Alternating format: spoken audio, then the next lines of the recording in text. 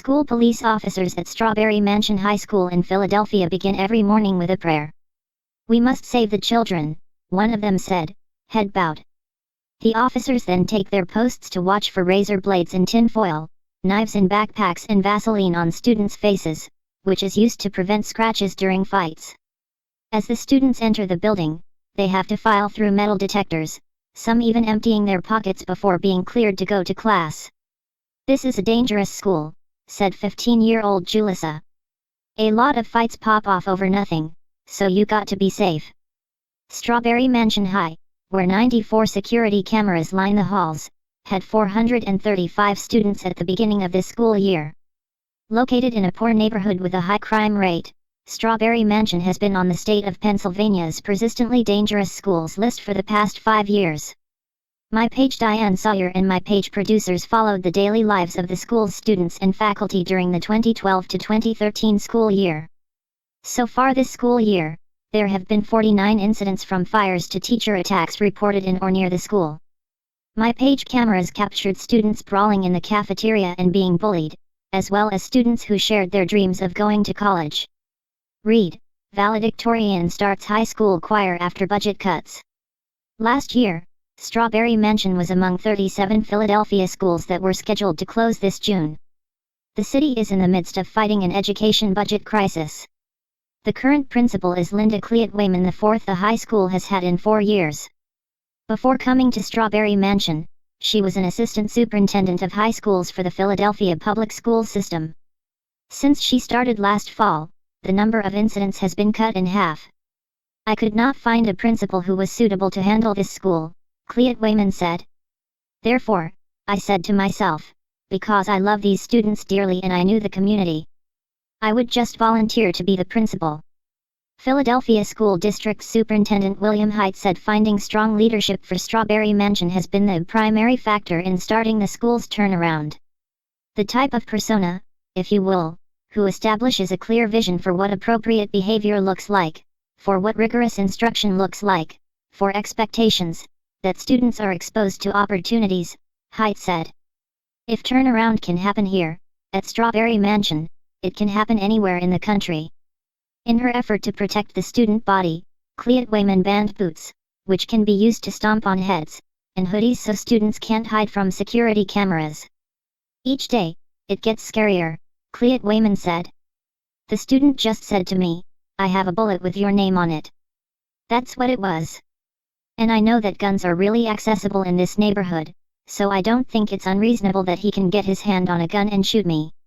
Read, a Strawberry Mansion teacher's perspective. But for every student that causes trouble, there are many more who just want to learn. Razak, a freshman at Strawberry Mansion, shows up to school even though he shoulders much of the responsibility at home. Razak's favorite subjects at school are chemistry and algebra, and his pride and joy is his junior ROTC uniform. When it comes to protecting himself at school, he said, he tries to avoid trouble. "I use my words," he said. "I don't try to be big. I don't try to be anything." Another freshman, a small, quiet girl named Malaysia, is also trying hard to make it at Strawberry Mansion. On Parent-Teacher Conference Day, her father came to talk with her algebra teacher. Of the teacher's 70 students, Malaysia's father was the only parent to show up. "I can't see not wanting to know about your child," said her father, Roosevelt Paramore. "I can't see not wanting to know about their progress and what they are doing." How to help, Strawberry Mansion High School. Paramore works in construction and wants his daughter to have a better life, but there are so many distractions at school. Malaysia said she is bullied a lot. This semester, she was punched in the face after school by another girl. Judy Williams, the school nurse, treated her busted lip. Strawberry Mansion students might not have heat, they might not have food, and they're coming to school every day, Williams said. "They see so much in their short period of their lives that most people don't see in a whole lifetime." Many Strawberry Mansion students struggle with their personal lives. One student, Lorraine, 17, spent 2 months in a youth detention center last year, for using a blade to slice a girl's face during a fight, but she is trying to get her life back on track and hopes someday to be a nurse. Another student, Greg, 17, has been in juvenile detention on and off, He said he doesn't believe anything can be done to change the school's violent environment. I look at it as you are not going to change people's opinions. You're not going to change any mindset, he said. They're going to do what they're going to do. I just make up my own rules. I know the consequences behind my decision. But many other students said they have big aspirations for college or the armed forces. Others want to work in law enforcement to help make the neighborhood a safer place to live. Principal Cleet Wayman grew up in the Strawberry Mansion neighborhood. On Sundays, she said, her mother would take her and her siblings on the free bus to other neighborhoods so they could see a different way of life. She would point out different things for us along the way so to inspire us to really want more, Cleet Wayman said.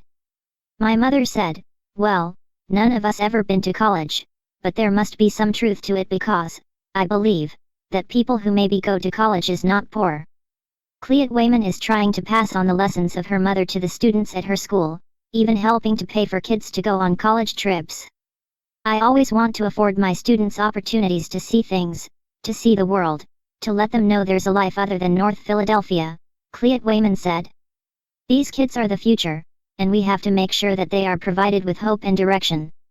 Strawberry Mansion is also a school with dedicated teachers, some who have been here for years, others who are brand new. Evan Cramp, the school's new history teacher, said he is not afraid to be at school. They're children, and they're coming to school, Cramp said. Nobody wakes up in the morning and says to themselves, I want to be a failure. There's a student, at the top of his class, a straight A student, and I know he's been through hell this year.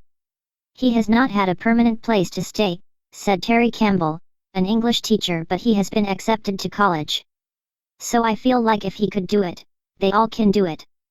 In a neighborhood where 40% of the people live in poverty, Cleet Wayman said she hopes all of her students aspire to go to college so they can have a chance at a better life.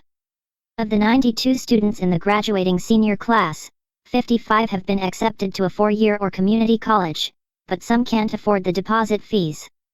If I had the $550 to go to Philadelphia University, I would go, said Christine, a senior.